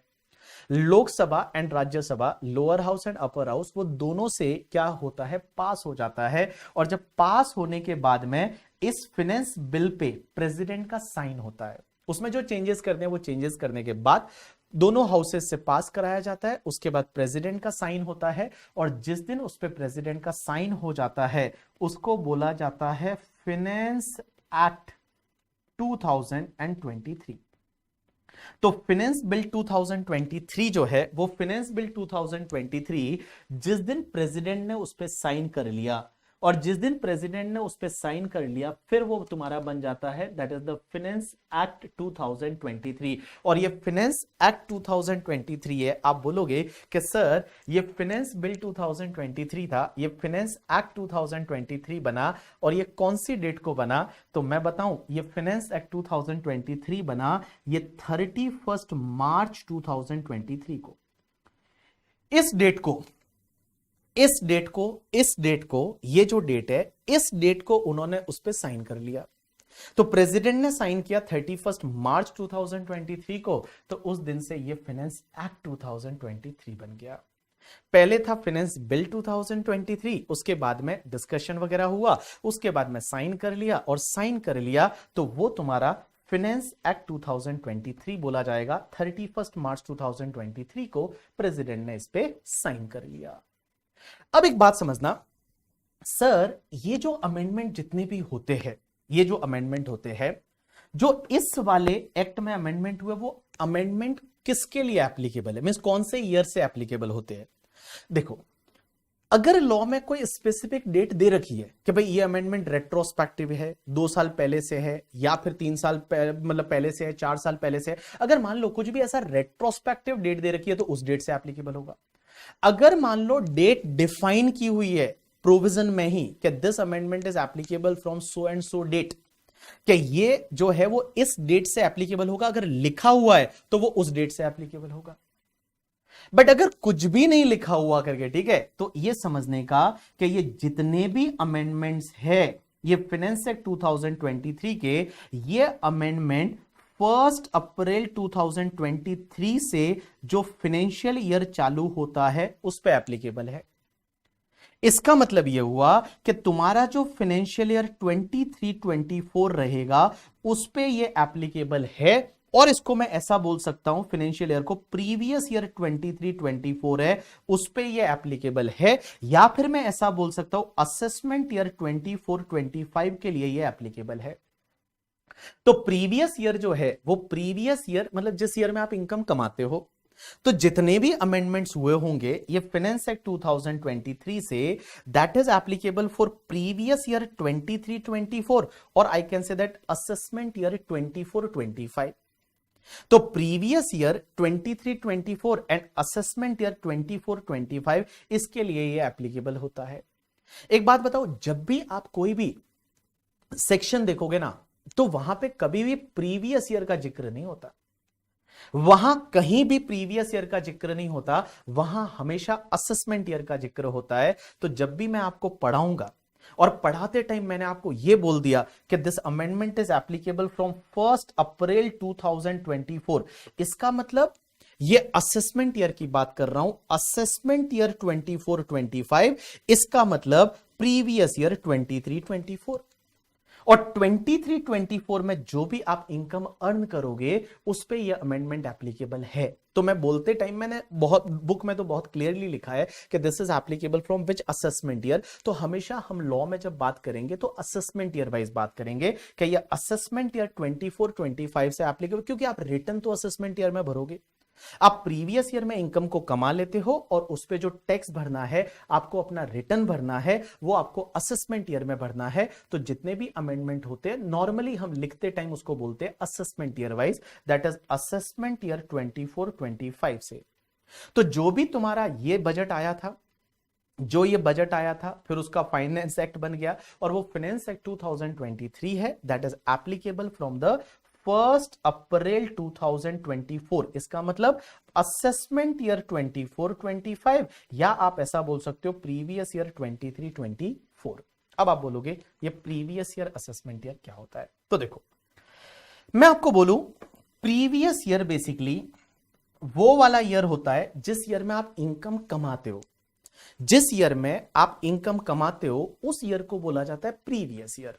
एग्जांपल के लिए, आज मैं इनकम कमा रहा हूं, आज मैं पढ़ा रहा हूं, तो मैं जिस ईयर में, जिस फाइनेंशियल ईयर में इनकम कमा रहा हूं, that is called previous year. तो आपके एग्जाम के लिए प्रीवियस ईयर इज 23-24। इसका मतलब आप जो इनकम कमाओगे 1 अप्रैल 2023 से लेके और 31 मार्च 2024 के बीच में, 1 अप्रैल 2023 से लेके एंड 31 मार्च 2024 के बीच में जो भी आपने इनकम कमाई, उस इनकम पे आप टैक्स भरोगे उसके अगले साल, that is called your assessment year. तो असेसमेंट ईयर आपके लिए होगा 24-25। और असेसमेंट ईयर 24-25 जो होता है, वो assessment year 24-25 means this is the period starting from 1 अप्रैल 2024 से लेके और 31 मार्च 2025, that is called your assessment year. तो देखो, प्रीवियस ईयर वो वाला ईयर होता है जिस ईयर में आप इनकम को कमाते हो, आप इनकम को अर्न करते हो। एंड असेसमेंट ईयर वो वाला ईयर होता है जिस ईयर में जाके आप उस पर टैक्स भरते हो। तो बड़ा सिंपल है ना। एक बात बताओ, इस पीरियड में आपने जो इनकम कमाई होगी उस पर टैक्स आप इस साल में जाके भरोगे। तो इस साल में जाके जो 31 जुलाई 2024 आएगा या 31 अक्टूबर 2024 आएगा, उस टाइम पे आप अपना रिटर्न फाइल करोगे, जो हिसाब किताब उनको दोगे असेसमेंट ईयर में। ठीक है, तो assessment year is a year जो कि प्रीवियस ईयर के एग्जैक्टली बाद में जो 12 मंथ का पीरियड होता है, that is called your assessment year. अब आप मुझे बोलेंगे कि सर एक बात बताओ, असेसमेंट ईयर जो है आप बोल रहे हो 1 अप्रैल 2024 से 31 मार्च 2025, दैट इज असेसमेंट ईयर, और उसका प्रीवियस ईयर इज 23-24। अभी आप ऑफिस में जो रिटर्न फाइल कर रहे हो आजकल, वो रिटर्न कौन से ईयर के फाइल कर रहे हो? लास्ट ईयर के, क्योंकि लास्ट ईयर का प्रीवियस ईयर 22-23 था और अब आप ऑफिस में रिटर्न फाइल कर रहे हो असेसमेंट ईयर 23-24 में। तो 23-24 असेसमेंट ईयर में आप रिटर्न फाइल कर रहे हो प्रीवियस ईयर 22-23 के। ठीक है, चलिए अब एक और चीज यहां पे ये आती है, इधर देखिए, इधर देखिए, इधर देखिए, मेरी तरफ देखिए, हमेशा इधर देखिए। सर एक बात बताओ, क्या असेसमेंट ईयर का पीरियड हमेशा 12 मंथ का होगा? Answer is yes. Assessment year होता है ना, वो हमेशा आपका 12 मंथ्स का पीरियड रहेगा। Answer is yes. क्या प्रीवियस ईयर भी 12 मंथ का होगा? क्या प्रीवियस ईयर जो है वो प्रीवियस ईयर भी क्या 12 मंथ का होगा? Right answer is previous year normally 12 month का होता है।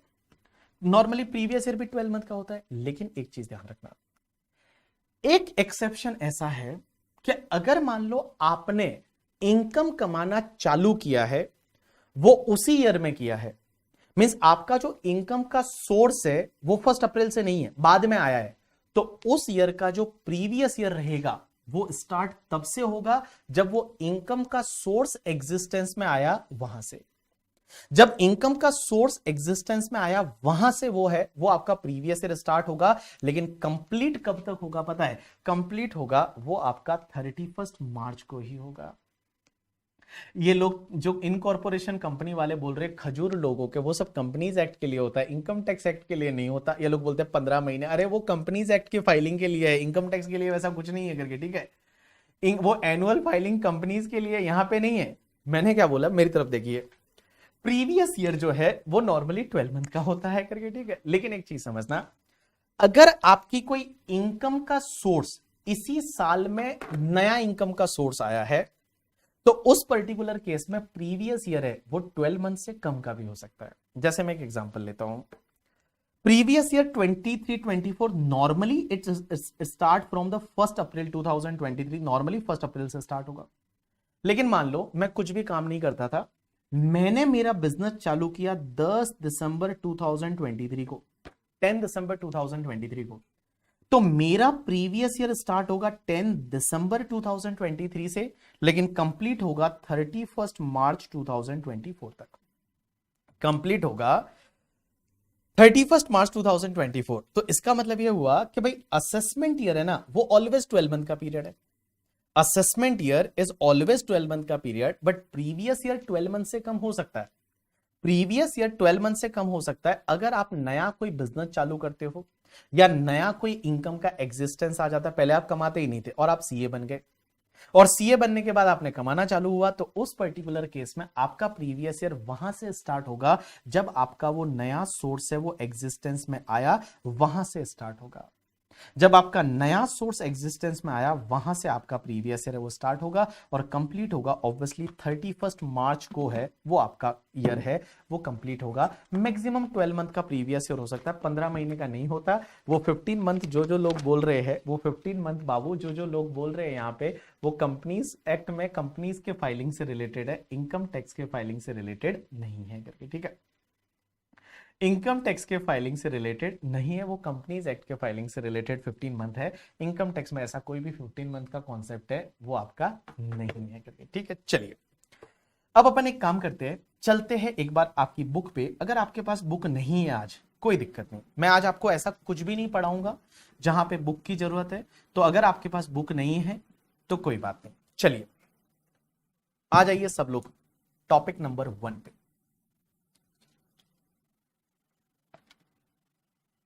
यस यस, आपकी एक्टिविटी चालू, किसी ने बोला सर मान लो 10 दिसंबर से बिजनेस चालू हुआ, लॉस हुआ, तो भी क्या प्रीवियस ईयर 10 दिसंबर से चालू होगा? आंसर इज यस, 10 दिसंबर से चालू होगा। बुक्स ऑलरेडी हम डिस्पैच कर चुके हैं, मोस्टली आपको परसों तक मिल ही जाएगी, और अब अगला लेक्चर मंडे को रहेगा, तो don't worry about that, Monday तक आपके पास बुक्स आ जाएगी, ठीक है। चलिए तो अपन,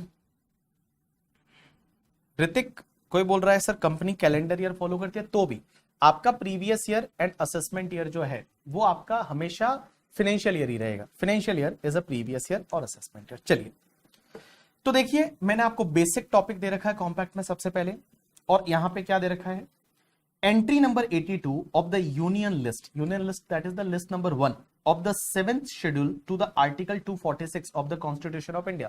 तो कॉन्स्टिट्यूशन ऑफ इंडिया में बहुत सारे आर्टिकल है, उस आर्टिकल का 246 का जो 7th शेड्यूल है उसका एंट्री नंबर 82 ये पावर देता है, has given the power to central government to make the laws on income tax other than agriculture income, and entry number 46 of the state list gives power to state government to make law on the tax on the agriculture income। अब एक बात समझना, income tax law में आपको किन किन चीजों का नॉलेज होना चाहिए करके, ठीक है। देखिए इनकम टैक्स लॉ में इनकम टैक्स एक्ट 1961 ये बेसिकली आपका कैप्टन है रोहित शर्मा, अभी रोहित शर्मा है, ठीक है। Rohit Sharma is the captain of the law. It is the main source of income tax law. It provides the determination of total income, total income कैसे निकालना है वो दे रखा होगा इसमें, टैक्स लाइबिलिटी कैसे निकालना है, प्रोसीजर ऑफ असेसमेंट कैसे रहेगा वो इसमें दे रखा है, and it is applicable to whole of India with effect from the 1 अप्रैल 1962। 1 अप्रैल 1962 से ये पूरे इंडिया पे एप्लीकेबल है।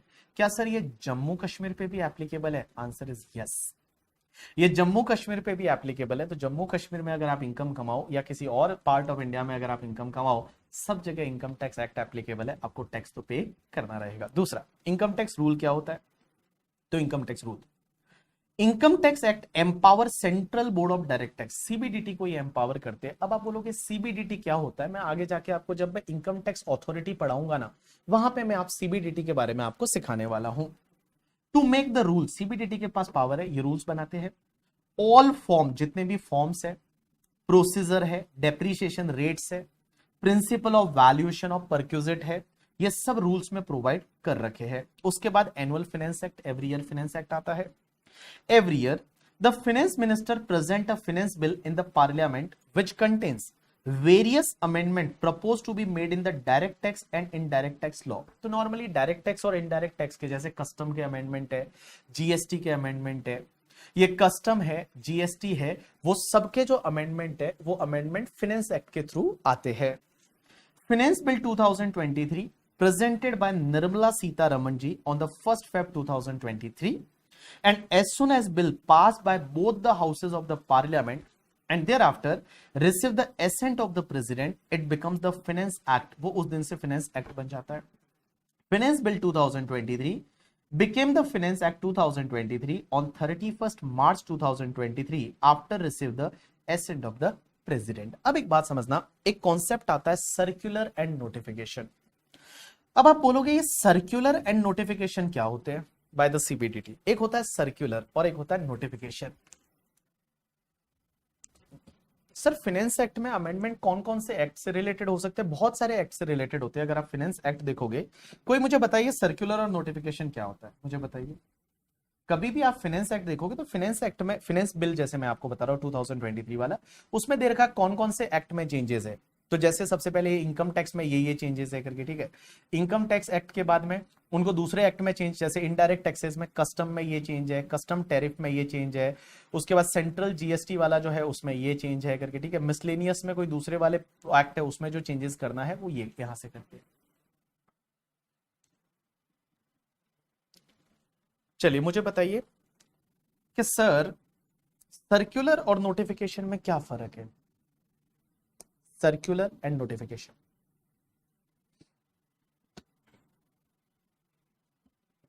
आरुषि, अंचल,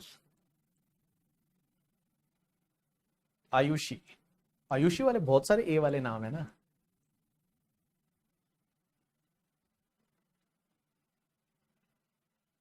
मई नवंबर 2024 के लिए फाइनेंस एक्ट 2023 इज एप्लीकेबल। चलो, किसी ने बोला circular and notification, notification is related to something new change while circular are for clarification in the law।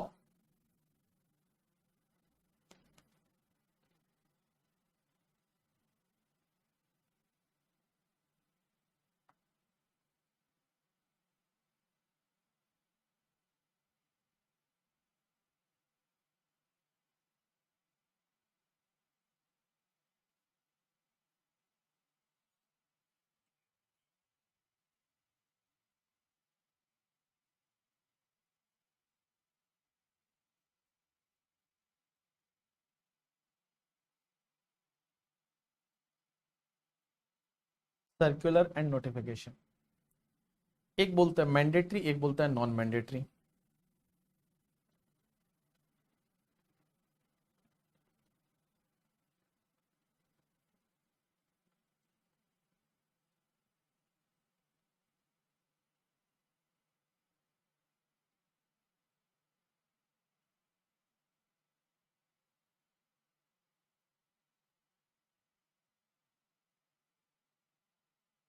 Circular and notification,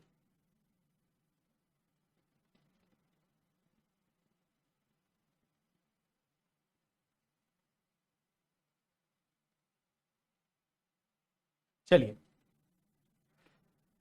बहुत बढ़िया, बहुत बढ़िया, बहुत सारे लोगों ने आंसर किया। Very good, I am so happy that आपने आंसर किया और सही आंसर किया। देखो, एक तो होता है सर्कुलर और एक होता है नोटिफिकेशन। सर्कुलर का मतलब क्या होता है पता है? कि किसी भी चीज को क्लेरिफाई करने के लिए गवर्नमेंट सर्कुलर निकाली है। क्लियरिफाई करने के लिए मतलब जैसे कोई एम्बिग्यूटी है, किसी चीज को लेके डाउट है, किसी को लगता है कि नहीं यार ये नहीं ये सही है करके, ठीक है। किसी भी चीज को लेके अगर एम्बिग्यूटी है, डाउट है, उसको क्लेरिफाई करना है तो जो क्लेरिफिकेशन निकालते हैं उस क्लेरिफिकेशन को बोला जाता है सर्कुलर। जैसे एग्जांपल के लिए अगर मैं आपको इनकम टैक्स इंडिया की वेबसाइट पे लेके जाता हूं तो इनकम टैक्स इंडिया की वेबसाइट पे आप देखेंगे तो यहां पे नीचे दे रखे हैं act, rule, circular and notification करके, ठीक है। अगर मैं सर्कुलर्स पे गया तो यहां पे देखिए सब जगह आप देखोगे ना, हर जगह चालू ही वहां से होता है क्लेरिफिकेशन। ये देखो, एक क्लेरिफिकेशन दे रखा है कि नॉन रेजिडेंट इन्वेस्टर का कोई ऑफसोर्स से रिलेटेड था, उससे रिलेटेड क्लेरिफिकेशन है। उसके बाद में देखिए ये इसमें क्लियर क्या दिख रहा है? Circular to remove the difficulty, difficulty आ रही थी उसको रिमूव देने करने के लिए, ठीक है। तो क्लेरिफिकेशन दे रहे हैं लोग, ये गाइडलाइंस दे रहे हैं करके, ठीक है। जैसे guidelines to remove the difficulty, guidelines दे रहे हैं डिफिकल्टी को रिमूव करने के लिए, ठीक है। That is called your circular.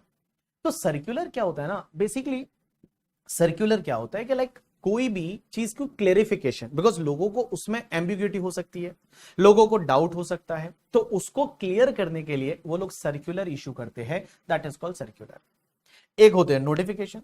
तो फिर नोटिफिकेशन किसको बोलेंगे सर? नोटिफिकेशन किसी भी चीज को नोटिफाई करना, जैसे जितने भी अमेंडमेंट्स होते हैं वो अमेंडमेंट्स का इफेक्ट देने के लिए उसको नोटिफाई किया जाता है, दैट इज कॉल्ड नोटिफिकेशन। जैसे फॉर एन एग्जांपल कोई सेक्शन है, उसमें ये दे रखा है कि भैया यहां पे ऐसा ऐसा होगा, एंड उसके बाद दे रखा है एज मे बी नोटिफाइड। तो एज मे बी नोटिफाइड का मतलब बाद में उसको लेके एक नोटिफिकेशन लाएंगे और वो नोटिफिकेशन के थ्रू उस अमेंडमेंट का इफेक्ट दिया जाएगा, that is called notification. That is called notification. तो नोटिफिकेशन किसको बोलते हैं? किसी भी चीज को नोटिफाई करने के लिए, कोई अमेंडमेंट है उस अमेंडमेंट को नोटिफाई करने के लिए नोटिफिकेशन निकाला जाता है। अब एक बात बताऊं आपको, नोटिफिकेशन जो रहता है ना वो सब पे बाइंडिंग है, मींस आपको मानना ही मानना है। नोटिफिकेशन जो है वो आपको मानना ही मानना है, वो आपको मानना ही मानना है। नोटिफिकेशन जो है वो नोटिफिकेशन आपको मानना ही मानना है। आप ये नहीं बोल सकते कि नहीं नहीं हम तो नोटिफिकेशन नहीं मानेंगे, नहीं हम तो नहीं माने, ऐसा थोड़ी होता है। You have to follow that notification. तो notification is binding to all, सबके लिए बाइंडिंग है करके, ठीक है। लेकिन जो सर्क्यूलर होता है ना, वो सर्क्यूलर आप पे बाइंडिंग नहीं होता। अगर आपके लिए फेवरेबल है तो आप उसको फॉलो करो, अगर आपके लिए वो फेवरेबल नहीं है तो आप उसको इग्नोर भी कर सकते हो। Circular is binding only to the department, department के लिए बाइंडिंग है, डिपार्टमेंट उसको मानेगा।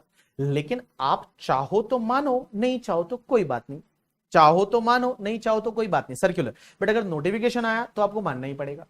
आईसीआई का नोटिफिकेशन आया करके, ठीक है, कि नया सिलेबस लगेगा करके, ठीक है, आप ऐसा थोड़ी बोल सकते हो नहीं नहीं मैं तो ना, मैं तो चाहता हूं पुराने सिलेबस में एग्जाम दे दूं, क्या ऐसा बोल सकते हो? नहीं, मानना ही पड़ेगा आपको। और कुछ होते हैं आईसीआई के, जैसे सीए इंस्टीट्यूट के कुछ सर्क्यूलर होते हैं जो उनके इंटरनल पर्पस के लिए होते हैं, वो आपको मानना है तो मानो, नहीं मानो तुम्हारी मर्जी करके, ठीक है। बट नोटिफिकेशन आता है वो आपको मानना ही पड़ता है। जैसे यहाँ पे ये देखिए नोटिफिकेशन दे रखे हैं बहुत सारे।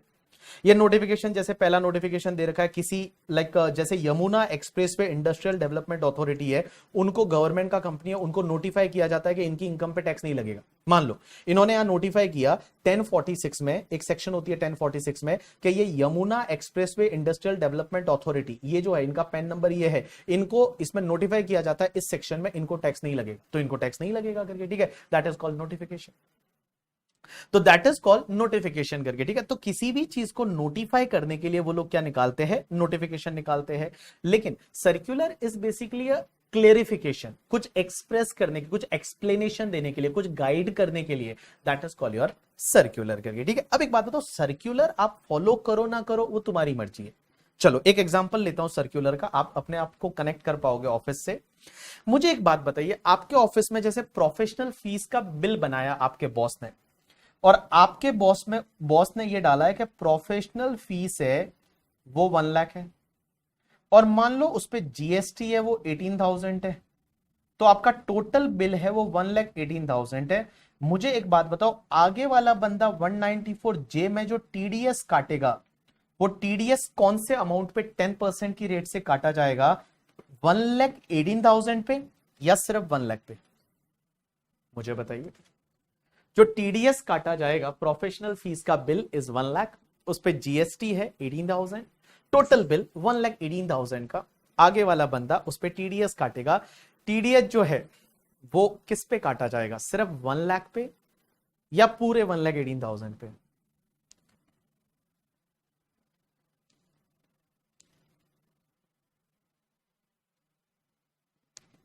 रिद्धि मैं बता रहा हूं, रुकना। तो सलोनी बोल रही है कि सर यहां पे जीएसटी पे टीडीएस नहीं काटा जाएगा, यहां पे टीडीएस सिर्फ 1 लाख पे काटा जाएगा। ये जो 1 लाख है, इस 1 लाख पे टीडीएस है वो 10% की रेट से काटा जाता है। नॉर्मली आपको पता रहेगा 10,000 टीडीएस काट के और आपके बॉस को 1,08,000 का पेमेंट किया जाता है। लेकिन मान लो अगर उसने टीडीएस पूरे 1,18,000 पे काट लिया, पूरे 1,18,000 पे 10% की रेट से 11,800 टीडीएस काट लिया, तो क्या ये गलत है? क्या ये गलत है? अगर 1 लाख पूरा उसने टीडीएस काट लिया, क्या फर्क पड़ता है? हो सकता है ऐसा बहुत बार होता है, आपने देखा होगा ऐसा बहुत बार होता है कि पूरे 1,18,000 पे आगे वाले ने टीडीएस काट लिया। तो ये चलेगा या नहीं चलेगा? राइट आंसर इज ये बिल्कुल चलेगा, इसमें कोई दिक्कत नहीं है। इसमें कोई दिक्कत नहीं है, आप पूरे 1,18,000 पे टीडीएस काट सकते हो। अब आप बोलोगे कि सर हमने जीएसटी वाले कंपोनेंट पे भी टीडीएस काट लिया करके, ठीक है, अरे काट लिया तो काट लिया, क्या फर्क पड़ता है। जीएसटी वाले पे टीडीएस नहीं काटना, ऐसा एक सीबीडीटी का सर्क्यूलर है, ऐसा एक सीबीडीटी का सर्क्यूलर है कि आप जीएसटी वाले पे नहीं काटोगे तो चलेगा, बट आपने काट लिया, कोई दिक्कत नहीं। सर्क्यूलर आपको फॉलो करना है तो करो, नहीं करना आपकी मर्जी भाई। सर्क्यूलर जो है वो आपको फॉलो करना है तो करो, नहीं करना है कोई दिक्कत नहीं। बहुत बार मैं तो क्या करता हूं, मेरा टीडीएस 100% कटवा लेता हूं आगे वाले से कि भाई 10% क्यों, तू मेरा 100% टीडीएस काट ले करके, ठीक है, क्या फर्क पड़ता है। तो दिस इज कॉल यार सर्क्यूलर, आपको फॉलो करना है तो करो, नहीं करना है कोई बात नहीं। बहुत बार ऐसा होता है कि जीएसटी वाले कंपोनेंट पे भी टीडीएस काट लेते हैं, बट सीबीडीटी का सर्क्यूलर ये बोलता है कि भैया आप जीएसटी वाले कंपोनेंट पे टीडीएस नहीं काटोगे, चलेगा। सीबीडीटी का सर्क्यूलर है ये। अब एक बात बताओ, आपने मान लो यहां पे 1,18,000 पे टीडीएस काट लिया, अब एओ ऐसा थोड़ी बोल सकता नहीं नहीं ऐसा कैसे, हमने तो सर्क्यूलर इश्यू किया था। भाई मेरी मर्जी, मैं नहीं मानू वो सर्क्यूलर को, वो जो सर्क्यूलर है that is not binding to me करके, मेरे लिए अगर फेवरेबल है मैं उसको फॉलो कर लूंगा, मेरे लिए फेवरेबल नहीं है तो हो सकता है मैं उसको फॉलो ना करूं, that is call your circular करके, ठीक है। आगे जाके इन फ्यूचर में और जहां एक्चुअल एग्जांपल आएंगे वहां मैं आपको समझाऊंगा, then you will able to understand कि सर्क्यूलर नोटिफिकेशन एक्चुअली क्या है करके, ठीक है। चलिए आइए देखिए क्या दे रखा है। Circular are issued by CBDT to clarify the meaning and scope of the certain provision contained in the act. Notification is issued by either central government or CBDT to give effect of the provision of the act. Means act का कोई provision है उसका effect देने के लिए notify किया जाता है, notification निकाला जाता है। Circular are binding to only assessing officer but not to the assessee or any courts. However, assessee can take the advantage of the circular which are beneficial to them. जो उनके लिए beneficial है, वो circular का benefit है, वो assessee ले सकता है। नेक्स्ट पार्ट, आपको सुप्रीम कोर्ट के जजमेंट एंड हाई कोर्ट के जजमेंट भी पढ़ने पड़ेंगे। सुप्रीम कोर्ट के जजमेंट तो पढ़ने ही पड़ेंगे, बट हाई कोर्ट के कुछ ऐसे लैंडमार्क जजमेंट होते हैं वो भी आपको पढ़ने पड़ेंगे। एक बात बताऊं, ये सुप्रीम कोर्ट होता है ना, इसी को बहुत जगह ऐसा बोला होगा एपेक्स कोर्ट। जब एपेक्स कोर्ट बोला हुआ है, A P E X, apex court, apex court का मतलब होता है सुप्रीम कोर्ट, जो हाईएस्ट लेवल की कोर्ट है इंडिया में, that is called supreme court. तो सुप्रीम कोर्ट के जजमेंट और हाई कोर्ट के जजमेंट है वो आपको पढ़ने पड़ेंगे। अब एक बात समझना, सुप्रीम कोर्ट के judgment is binding to whole India, पूरे इंडिया पे एप्लीकेबल है। सुप्रीम कोर्ट का judgment is a law of land, जो सुप्रीम कोर्ट ने बोल दिया वो फाइनल है, पूरे इंडिया पे एप्लीकेबल है, ठीक है। लेकिन अगर लॉ में चेंज किया तो सुप्रीम कोर्ट का जजमेंट भी ओवरराइड हो जाएगा। लॉ में चेंज करके आप सुप्रीम कोर्ट का जजमेंट भी ओवरराइड कर सकते हैं, जैसा मैंने आपको वोडाफोन वाले केस में बताया कि सुप्रीम कोर्ट का जजमेंट है वो भी ओवरराइड हो सकता है अगर आप लॉ में चेंज करो तो, ठीक है। अदरवाइज सुप्रीम कोर्ट का judgment is a law of land. चलिए देखिए क्या दे, लेकिन हाई कोर्ट का जजमेंट, एक बात बताऊं, हाई कोर्ट का जजमेंट है ना, वो हाई कोर्ट का जजमेंट है वो उस पर्टिकुलर टेरिटरी पे बाइंडिंग होता है, दूसरे वाले पे नहीं। जैसे मान लो गुजरात हाई कोर्ट का जजमेंट है, तो गुजरात हाई कोर्ट का judgment is applicable to the Gujarat only, या बॉम्बे हाई कोर्ट का जजमेंट है then that is applicable to Maharashtra only, या पंजाब हरियाणा हाई कोर्ट का जजमेंट है that is applicable only to Punjab Haryana only, या अगर मान लो दिल्ली हाई कोर्ट का जजमेंट है so that is applicable to only Delhi only करके, ठीक है। कर्नाटका हाई कोर्ट का judgment is applicable only to Karnataka only करके, ठीक है। आंध्र प्रदेश और तेलंगाना हाई कोर्ट का जजमेंट है तो वो आंध्र प्रदेश तेलंगाना पे ही एप्लीकेबल है करके, ठीक है, बाकी एप्लीकेबल नहीं है। अगर आपको उसका रेफरेंस लेना है तो ले सकते हो, but that is not binding to the other territorial area. तो देखिए क्या दे रखा है, various issues which are out of the provision which are arise, sorry not out, arise out of the provision are decided by high court and supreme court. The supreme court is a apex court and the law laid down by the supreme court is the law of the land. मतलब supreme court ने जो बोला वो भैया law of land है, वो माना जाएगा, एकदम बाइंडिंग है। बट जब तक लॉ में चेंज ना हो, लॉ में चेंज हो गया तो सुप्रीम कोर्ट के जजमेंट को डब्बे में डाल दो करके, ठीक है। The decision of High Court will apply in the respective state only in which such High Court have the jurisdiction. तो वो जहां हाई कोर्ट है उस रेस्पेक्टिव स्टेट में हाई कोर्ट के जजमेंट है वो एप्लीकेबल होते हैं। उसके बाद इनकम टैक्स कब लगता है, कैसे लगता है, इसकी चार्जिंग सेक्शन है वो सेक्शन नंबर 4 है। और चार्जिंग सेक्शन क्या बोलती है, बड़ी सिंपल सी सेक्शन है, सब आपने ये इंटरमीडिएट में पढ़ रखा है, आज सिर्फ रिविजन हो रहा है इंटरमीडिएट का अभी। तो income tax is charge for every assessment year, her assessment year के लिए इनकम टैक्स लगेगा। Every assessment year means every assessment year, ऐसा नहीं है कि जिंदगी में एक बार इनकम टैक्स भर दिया तो अगले असेसमेंट ईयर में नहीं भरना है, नहीं भरना है। जो इनकम होगी उस पर आपको every assessment year income tax लगेगा। So income tax is charge for every assessment year and it is charge on every person, हर पर्सन पे लगता है। अब आप बोलोगे पर्सन कौन कौन है, तो पर्सन में यहां पे मैंने यहां पे आपको दे रखे पर्सन कौन कौन होते हैं करके, ठीक है। एवरी पर्सन पे लगेगा इनकम टैक्स। पर्सन में कौन कौन आता है, इंडिविजुअल। इंडिविजुअल किसको बोलते हैं, अभी आपको फाइनल लेवल पे याद रखने की जरूरत नहीं है, आपको ऐसे भी याद हो जाएगा। इंडिविजुअल एक नेचुरल पर्सन जो होता है उसको इंडिविजुअल बोलते हैं, जैसे इसमें मैन है, वुमेन है, माइनर है, person of the unsound mind है करके, ठीक है, दैट इज द इंडिविजुअल।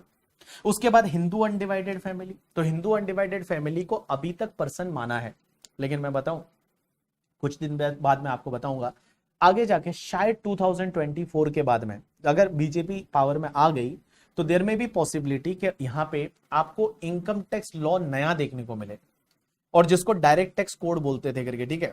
और अभी आगे जाके आपने देखा होगा बात भी ऐसी चालू हो गई है कि हम यूनिफॉर्म वो क्या बोलते हैं लाना चाहते हैं करके, यूनिफॉर्म सबके लिए लाना चाहते हैं, तो एचयूएफ वाला कंसेप्ट आगे जाके हट जाएगा। आज की डेट में एचयूएफ है, एचयूएफ बनाते भी सिर्फ टैक्स प्लानिंग के लिए है।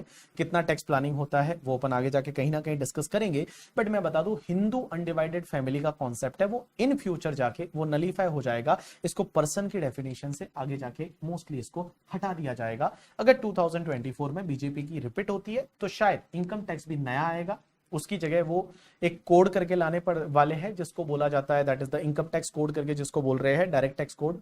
वो डायरेक्ट टैक्स कोड आएगा तो उसमें एचयूएफ के कॉन्सेप्ट को उन्होंने हटा दिया गया है करके, ठीक है। तो चलिए, आजकल यूनिफॉर्म सिविल कोड की जब बात हो रही है तो फिर ये मतलब जो कॉन्सेप्ट है सिर्फ हिंदू फैमिलीज है वो एक एचयूएफ बना सकती है एंड ऑल, तो वो कॉन्सेप्ट भी इन फ्यूचर टैक्स लॉ से हट जाएगा। चलिए, हिंदू अनडिवाइडेड फैमिली, उसके बाद कंपनी, कंपनी मींस कोई भी बॉडी इनकॉर्पोरेट हो सकती है, इंडिया में इनकॉर्पोरेटेड है, इंडिया के बाहर इनकॉर्पोरेटेड है, उसको कंपनी बोलते हैं। Partnership firm including the LLP, LLP और partnership firm are the same in income tax. Income tax में जो है वो आपका एलएलपी एंड पार्टनरशिप फर्म दोनों ही सेम है, कोई भी फर्क नहीं है, इनकम टैक्स में कोई भी फर्क नहीं है। अब कहां कहां फर्क है वो मैं आपको आगे बताऊंगा।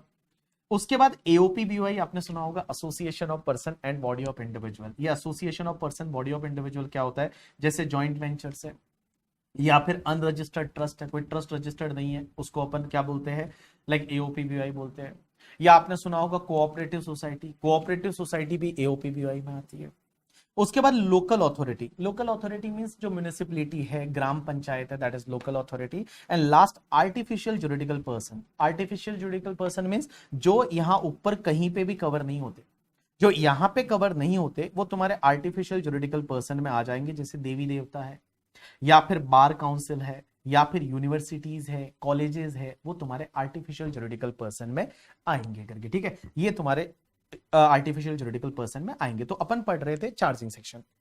इनकम टैक्स की चार्जिंग सेक्शन बोलती है income tax is charge for every assessment year on every person, every person वहां पे डिफाइन किया हुआ है। And it is charge on the total income earn by the person during the previous year, previous year में आपने जो income कमाई है उस पे लगेगा। And tax is levied at the rate prescribed in the finance act, finance act में rate दे रखी है उस रेट से टैक्स लगेगा। अब अपन कल चालू करेंगे इसके आगे कि फाइनेंस एक्ट में क्या क्या रेट दे रखी है। आप घर पे जाके सिर्फ असेसमेंट ईयर क्या होता है ये आप एक बार रीड कर लेना, प्रीवियस ईयर क्या होता है ये आप एक बार रीड कर लेना, और ये पर्सन की डेफिनेशन क्या होती है वो आप एक बार रीड कर लेना। असेसी कौन होता है कि अगर कोई भी person liable to pay the tax है, मींस ये तो तुम्हारे पर्सन है, अगर इन पर्सन में से कोई भी पर्सन लाइबल टू पे टैक्स है वो पर्सन तुम्हारे असेसी की डेफिनेशन में आ जाएगा। जैसे मैं जो हूं, मैं क्या हूं, मैं जो हूं, मैं हूं, मैं असेसी हूं, बिकॉज मैं पर्सन भी हूं और मैं टैक्स भी पे करता हूं, तो मैं क्या हो गया, असेसी हो गया। लेकिन आप लोग जो है वो पर्सन है, आप टैक्स पे नहीं करते, तो आप किसमें माने जाएंगे, आप पर्सन है, आप असेसी नहीं है करके, ठीक है। तो पर्सन में हर कोई आता है, लेकिन जो पर्सन इनकम टैक्स में कोई भी टैक्स पे करता है या कोई अदर सम पे करता है, जैसे पेनल्टी वगैरह पे करने को आ गया, तो आप क्या बन जाएंगे, असेसी बन जाएंगे। क्या बन जाएंगे, असेसी बन जाएंगे। तो यहां तक कल आप एक बार रीड करके आना, इसके आगे कल अपन चालू करेंगे, और कल के लेक्चर में हम सीखने वाले हैं टैक्स रेट, कि टैक्स रेट क्या रहेगी फाइनेंस एक्ट 2023 से, जो आपके जनरल टैक्स रेट है वो क्या क्या रहेगी, कैसे रहेगी, वो अपन कल से पढ़ने वाले हैं। तो कल का लेक्चर प्रैक्टिकल रहेगा, मार्जिनल रिलीफ क्या होती है, फिर 87A का रिबेट क्या होता है वो सब अपन कल के लेक्चर में पढ़ने वाले हैं। तो आज का लेक्चर है वो थोड़ा बेसिक लेक्चर ही था, जिसके बारे में आज के लेक्चर में हमने आपको क्या बताया, हमने आपको एक तो सिलेबस के बारे में बताया कि आपके सिलेबस में क्या क्या चीजें हैं, आपको दिमाग थोड़ा खुल गया होगा कि क्या क्या चीजें हम इस सब्जेक्ट में सीखने वाले हैं। और उसके बाद सेकेंड पार्ट में मैंने इनकम टैक्स के कुछ बेसिक टर्म्स है वो आपके साथ में डिस्कस किए। आज आपके लिए होमवर्क कुछ भी नहीं है, होमवर्क सिर्फ इतना ही है कि पेज नंबर 1 पे जो दे रखा है, पेज नंबर 2 पे जो दे रखा है एसएससी तक, वो आप पढ़ के आइए। ये वाला पार्ट अपन आज पढ़ेंगे नहीं, इसको अपन आगे जाके फ्यूचर में डिस्कस करेंगे। कल से हम चालू करेंगे tax rate applicable for the assessment year 24-25 करके, ठीक है। किसी ने बोला कि sir assessee must be the person, answer is yes. All assessees are person but all person are not assessee. So all assessees are person but all persons are not assessee. Next class कब होने वाली है? Monday को होने वाली है। तो अब अपन मंडे को मिलेंगे। Today was your introductory lecture और मंडे से है वो हम टैक्स कैलकुलेट करना सीखेंगे इंडिविजुअल के लिए, एचयूएफ के लिए, AOP, BY, company, partnership, firm, वो हम पढ़ने वाले हैं करके, ठीक है। Thanks a lot people, it's enough for today from my side. See you on the Monday. सिर्फ जितना आपको पढ़ाया है, जो मैंने आपको 2 पेज बोले हैं, उतना आप एक बार रिवाइज करके आइए और मंडे से फिर हम आगे पढ़ने वाले हैं। थैंक्स अ लॉट, आज के लिए इतना बहुत है।